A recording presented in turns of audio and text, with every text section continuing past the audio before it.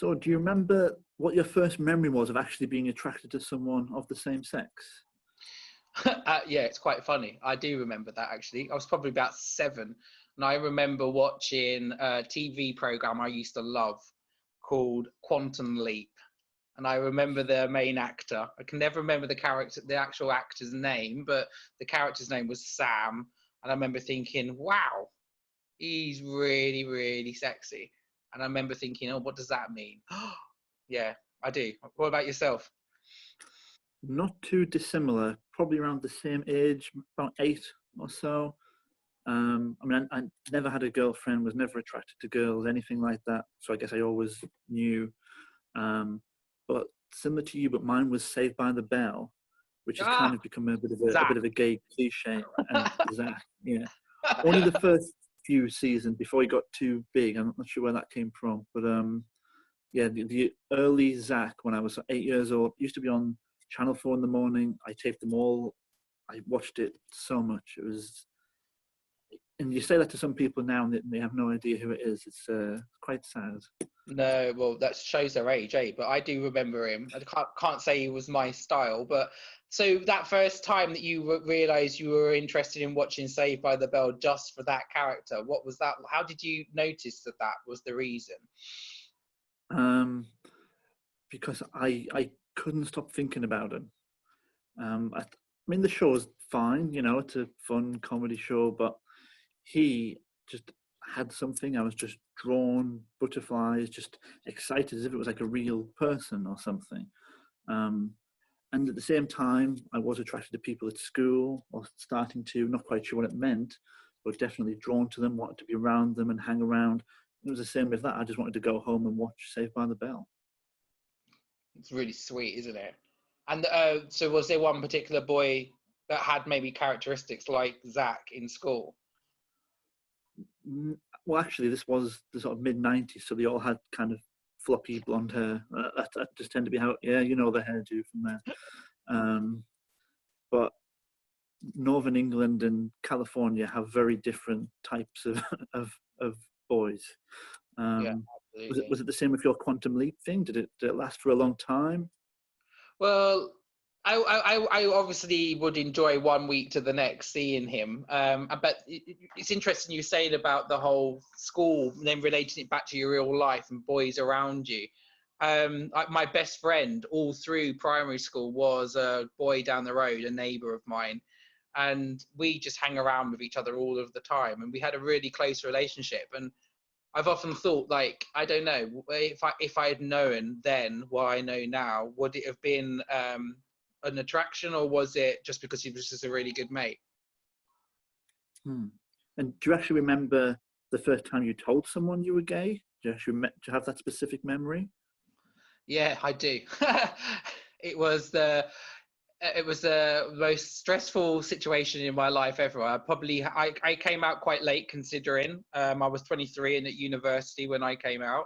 But it took, you're absolutely right, took telling somebody to do that first. So it was a roommate at university who himself was a gay man, open and proud, and the officer for the students' union, for the LGBT student section of the student union. And he had his boyfriend, and I remember thinking, oh my god, no, I think I'm the same as them, and not liking it.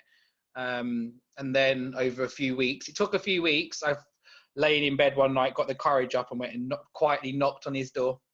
And it was like middle of the night. He's like, what are you doing? What's going on? And I was like, I need to talk to you.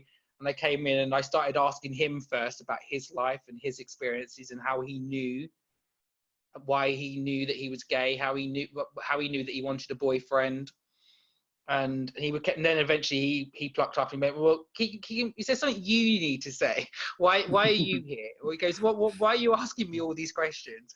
And then at that point, my heart was racing. It had been from the moment he let me into the room. But I then, by that point, my temperature was up and I was sweaty and I was really nervous. I could barely speak, had a very dry throat. And in the end, I said, look, I think I might be the same as you. And I didn't actually say the word. That was interesting. I couldn't say the word, I think I might be gay. I just said, I think I might be the same as you.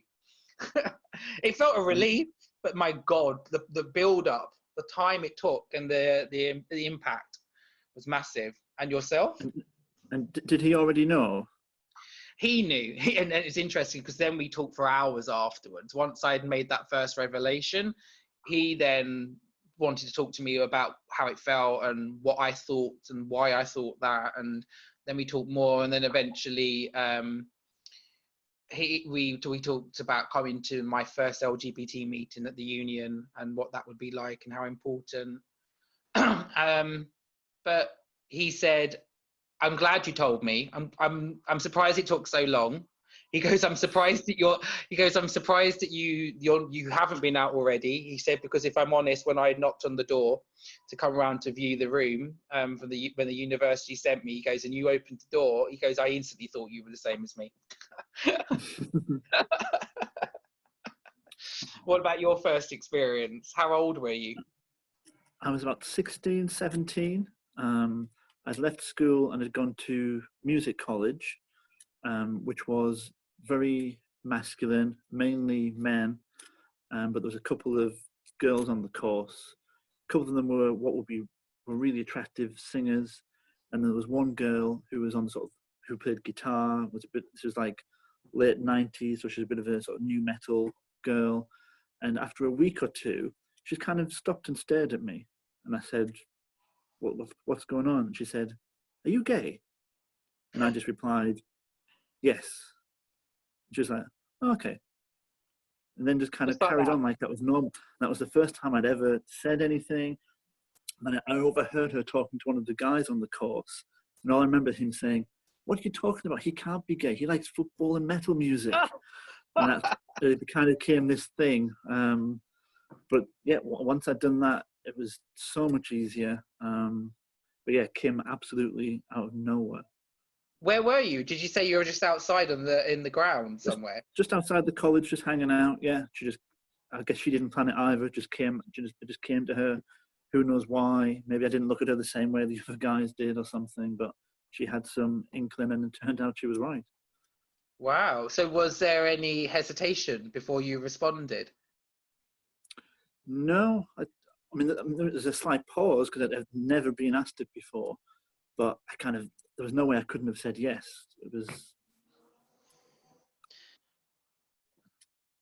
So just came out and how did were it, and you that was it. aware of the even the words? Some people talk about not even knowing the language of what it is they're feeling. I knew my mother my mother is a lesbian, so I knew about this thing called homosexuality and gayness. So I always knew what was there. But what about you? What was your experience that led you to know straight away the word to answer is yes, I am? Um, I guess at that point, because I was 16, 17, I was a bit more experienced in knowing things. A few years before that, the only terms I knew were derogatory terms at school, of being called a puff and that kind of thing. So I kind of knew what it meant, but it was all negative, and it was all something you probably didn't want to be at that time. Um, but for whatever reason, I just always knew. Like I said, never had a girlfriend, never attracted to girls really. I was into boys since I was 8, 9 years old. Um, there wasn't I can't remember an exact moment of oh, that's what gay is, that's what I am. I guess somewhere I just always knew.